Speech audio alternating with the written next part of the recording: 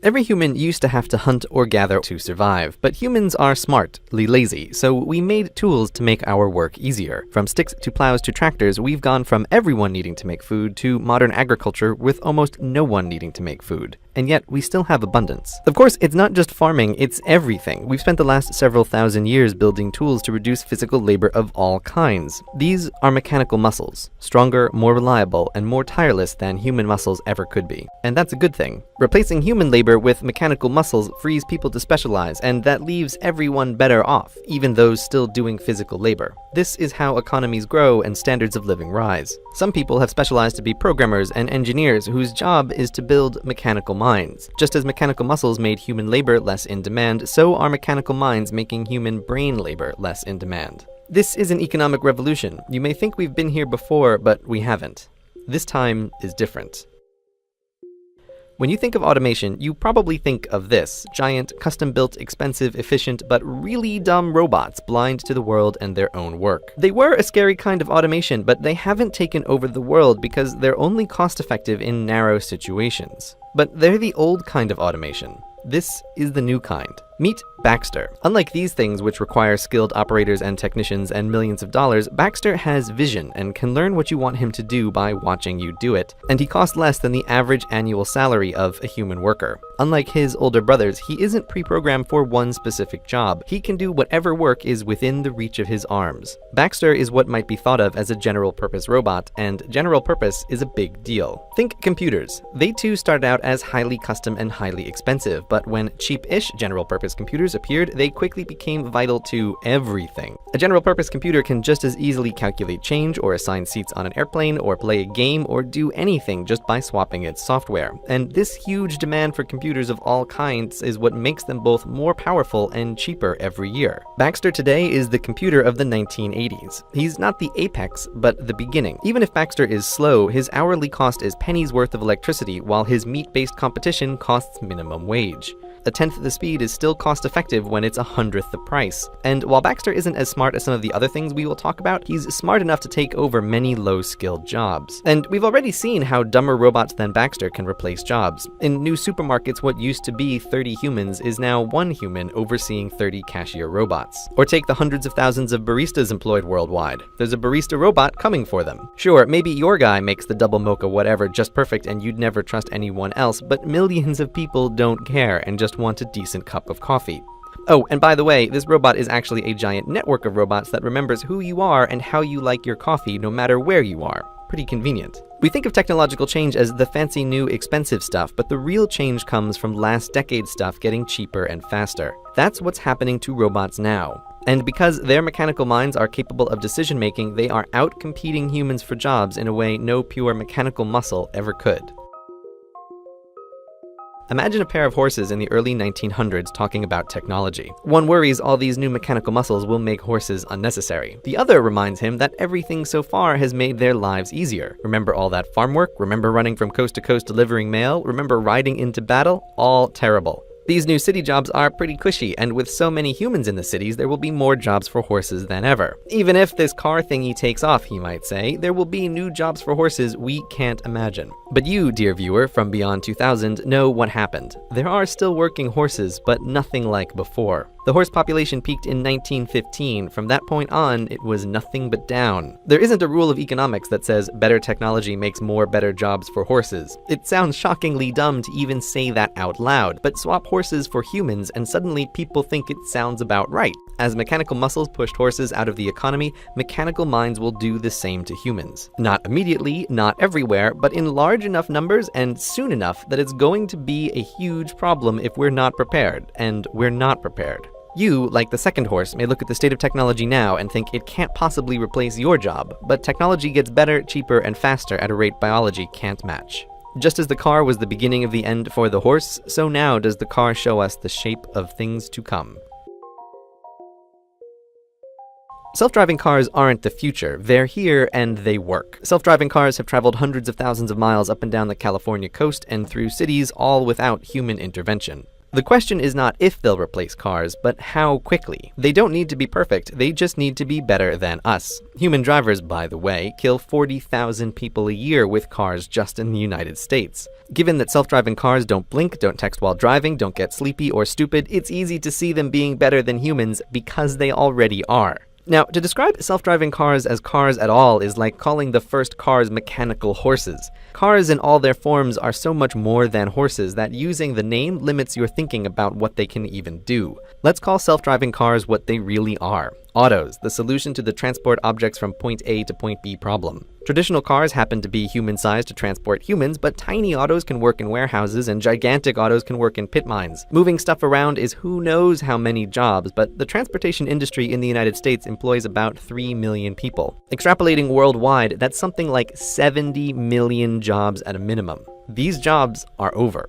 The usual argument is that the unions will prevent it, but history is filled with workers who fought technology that would replace them, and the workers always lose. Economics always wins, and there are huge incentives across wildly diverse industries to adopt autos. For many transportation companies, humans are about a third their total costs. That's just the straight salaries. Humans sleeping in their long-haul trucks cost time and money, accidents cost money, carelessness costs money. If you think insurance companies will be against it, guess what?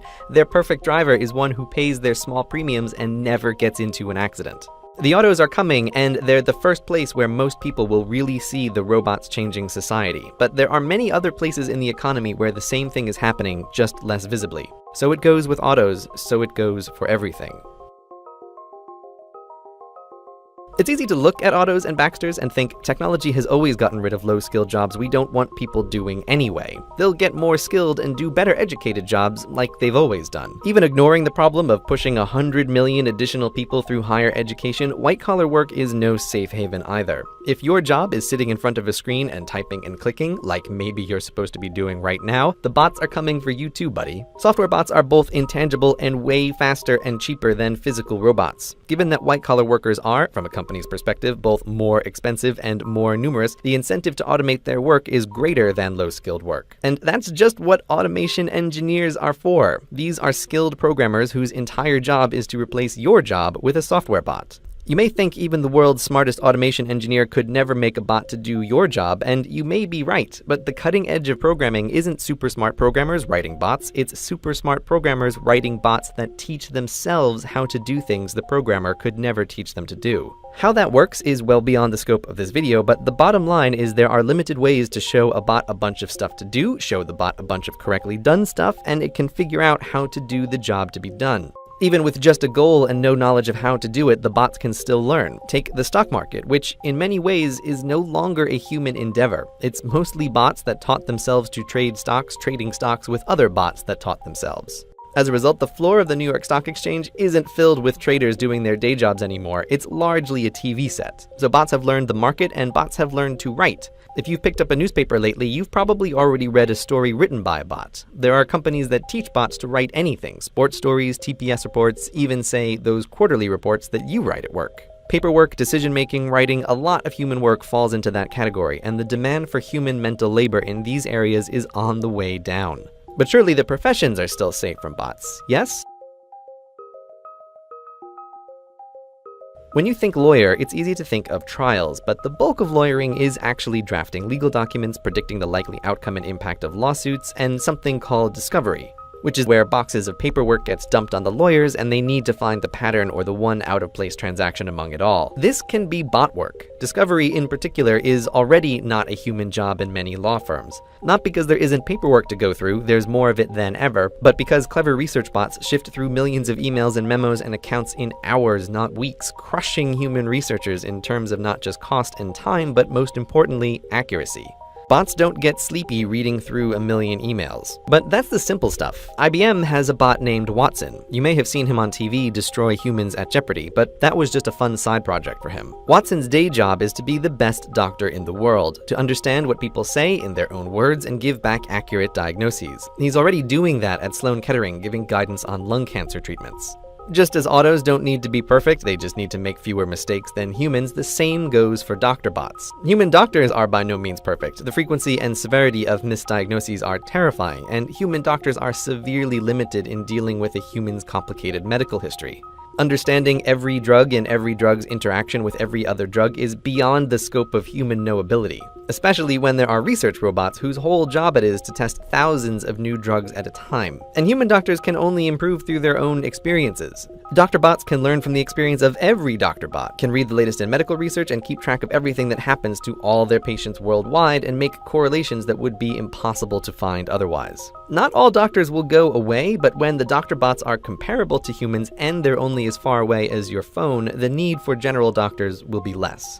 So professionals, white-collar workers, and low-skill workers all have things to worry about from automation. But perhaps you are unfazed because you're a special creative snowflake. Well, guess what? You're not that special.